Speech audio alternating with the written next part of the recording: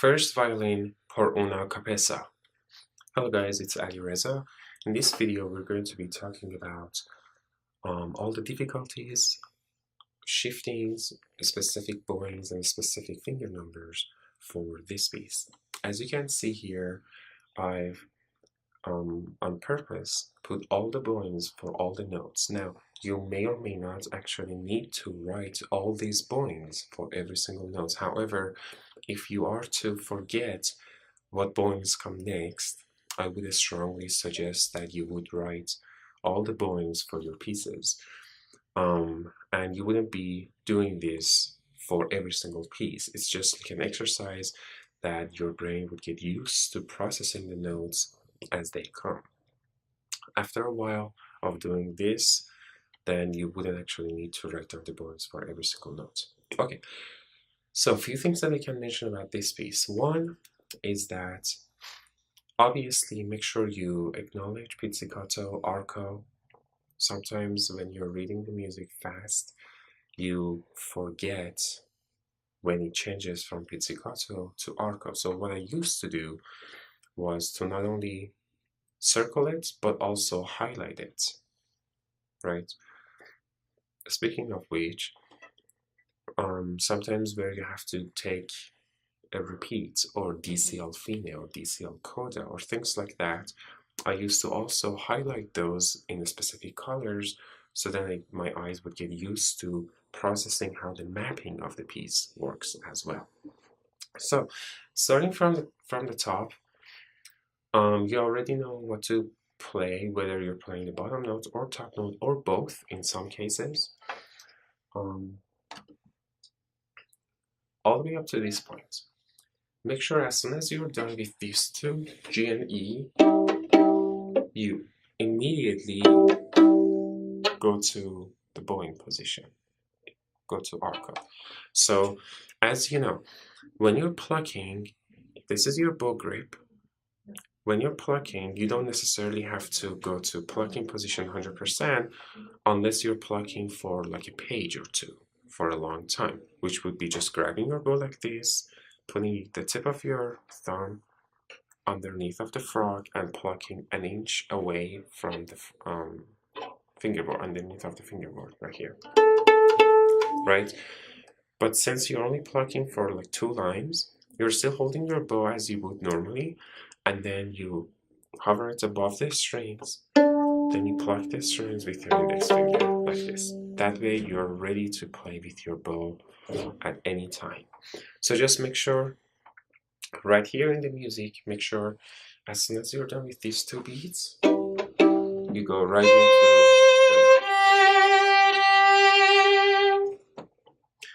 Okay, let me adjust this camera.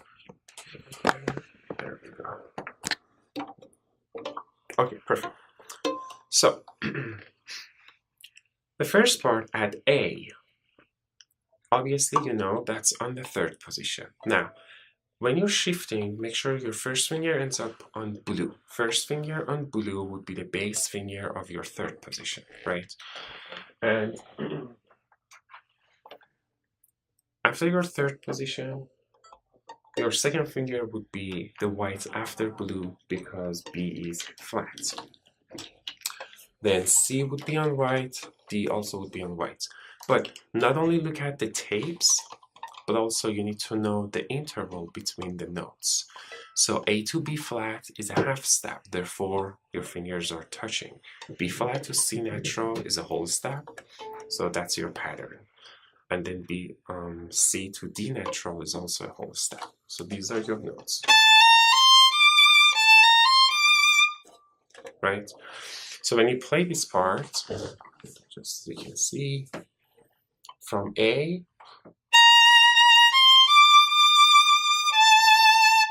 then shift down, then low 4th finger for E flat. So going over your music real quick, these fingerings are obviously, there's only one way of doing them, which you already know. For E flat, low 4th finger, low 1st finger, and I didn't write down the fingerings because you know what they are, But in case you're going to forget them, make sure you write down all your fingerings. It's a lot better to write them down than to make a mistake while you're performing the piece.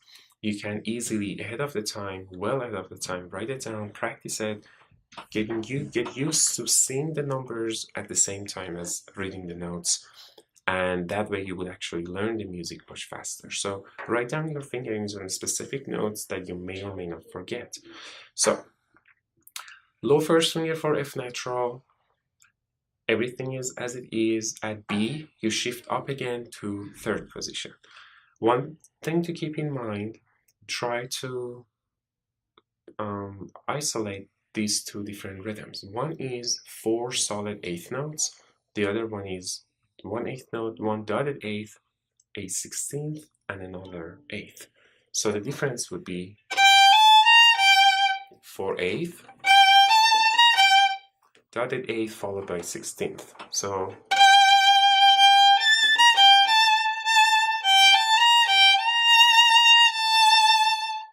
right?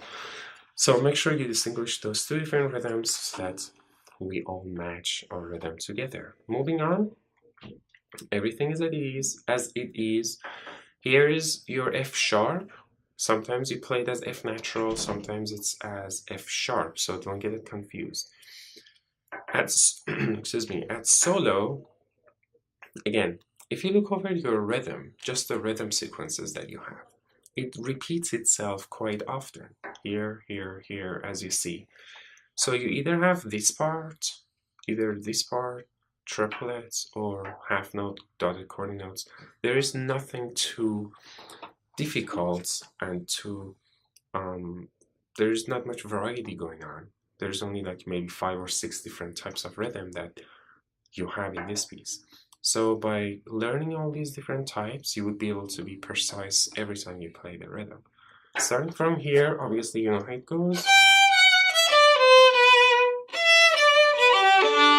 Then, now this is a little more than top here. For now, try not to do it because you would actually have to play with your 4th finger, 3 and 4, ba-da-bam, D, E, D, like this.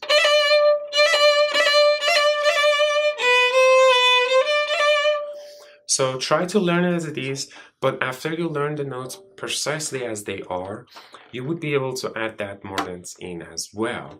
And how that works is just like the grace notes, you would place them right before the actual beat.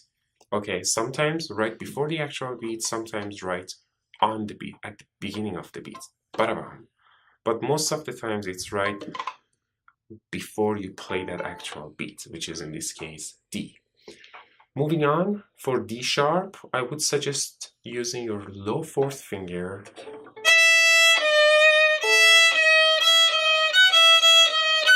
as you can see. But if high 3rd would work better for you, experiment with both and see which one would work the best. Everything else is pretty much self-explanatory. At D, you already know what happens. You're not playing these notes at their own register. This measure, this one, this one, this one, and up to this high G. Everything is played 1 octave lower. However, measure 43 is played as it is. When you listen to the recording of this piece, you'll see that I also played them 1 octave lower so that when you practice, your octave sounds the same as mine. So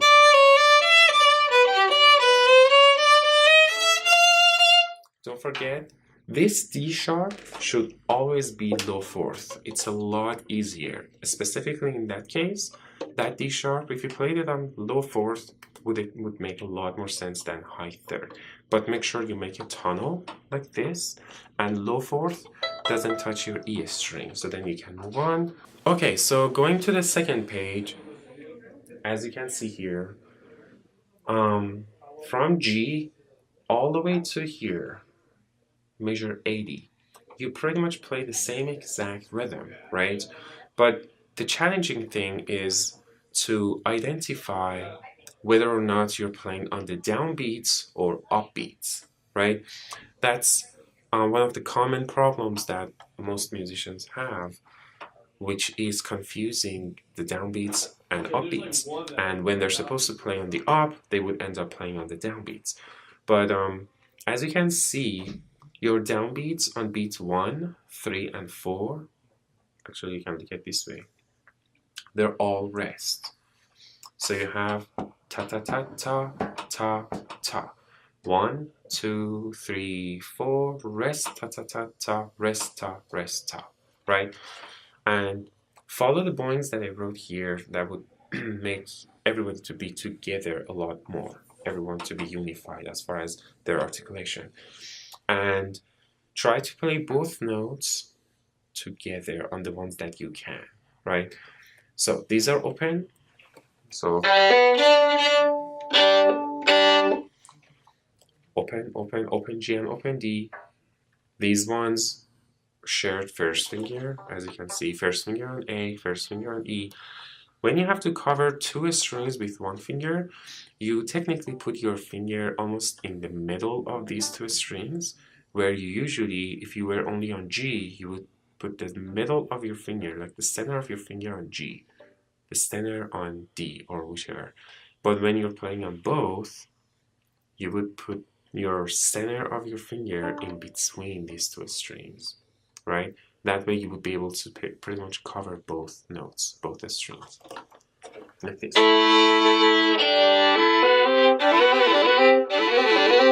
When you put your fingers in between them. Okay. In this measure, don't try to do both because that requires you to play D with your fourth and F sharp. This is pretty difficult for most of you, so don't do that one. Just do the ones that are easy, either opened or first fingers, or this one, open and first finger. In this one, this measure could be pretty tricky. You can easily write on your fingers. B would be your second finger, and F would be high first finger, because your second finger is already occupied, right? And you're going to play that B once more. So you play open G, B, and then raise your first finger to where you would normally put your low second for F natural. See? The whites after yellow, this one. And then once you played your B, hold it down like this.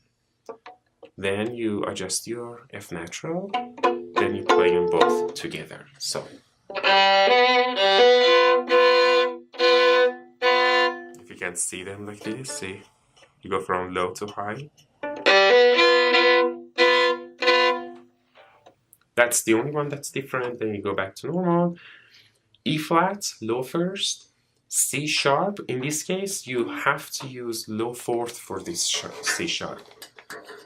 The best fingering for this spot would be low fourth. So first finger on A, low fourth for C sharp, then normal third for G, right here. Instead of high fourth, low fourth, see? And then you don't need to hold down to your low fourth because the notes that you play right after are open D and first finger A. Moving on, everything would be easy, just arpeggios, G major arpeggio, follow the bowings. At H, you play the same melody, only this time in G major, which means there is no longer F natural or B flat. Here is still your second finger and third position, but instead of low second, right after blue on white, you actually put it on the orange tape. So normal second on third position. Then your third finger is where it was already, but since your second finger is now normal, your third finger is connecting to your second, fourth as it was before. So as you can see, then open E, G I mean, and open, verses as it is,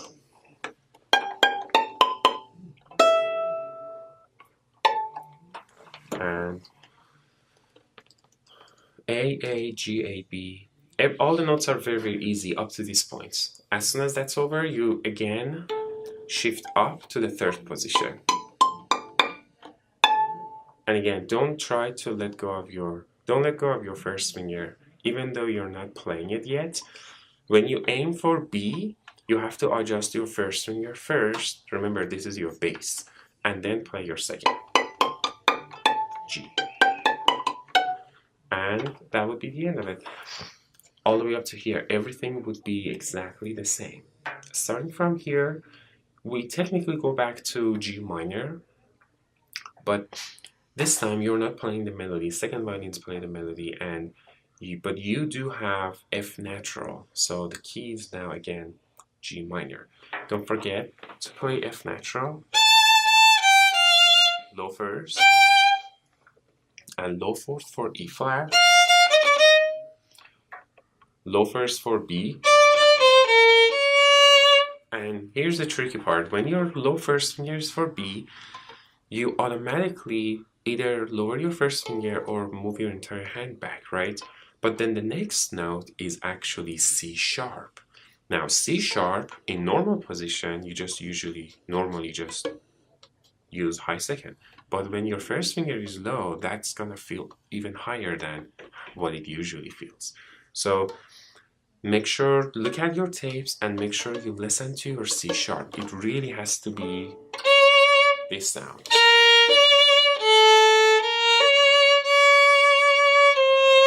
And then C natural, and then B flat.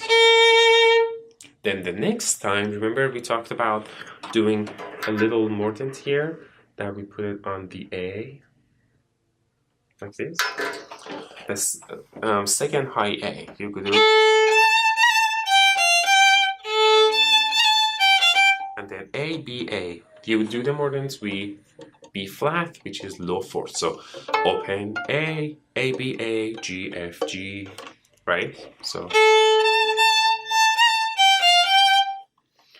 like that. Then moving on, same thing as before, F natural, E flat, B flat. Here's your E natural. So no longer E flat, just go ahead and play that as open E.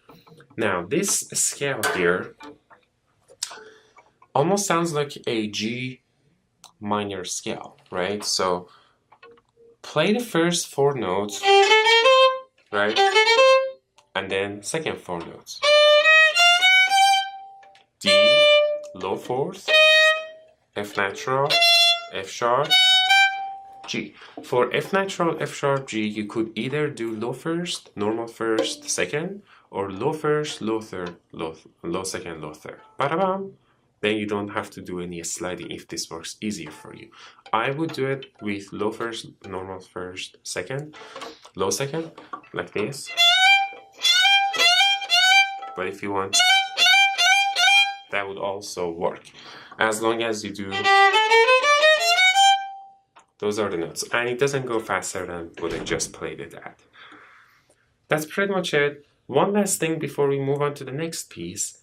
Try to absorb dynamics too, right? One of the most beautiful part of playing music is to follow its articulation, right? Not just to play the notes, but also play it with musicality, which includes dynamics, correct bowings, correct bow usage, and overall making it sound very beautiful, which starts with following what's on the page first.